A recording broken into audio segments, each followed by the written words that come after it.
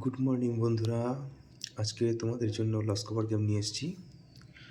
তো শুক্রবারের গেম দেবো, তোমরা দেখে নাও। 1 to 4 বাজি লস কভার গেম, 1 থেকে 4 বাজি লস কভার গেম আছে আজকে 3, 8, 4, 9।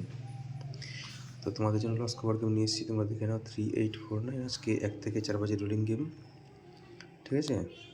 তোমাদের জন্য থাকছে 1 to 6 বাজি 3 সংখ্যা রোলিং গেম, থাকছে 3, 8, 9, এটাও পাস হয়ে যাবে। 2 ডিজিট দিলাম 1 to 8 বাজি 3, 8, সিঙ্গেল ডিজিট 3, ঠিক আছে।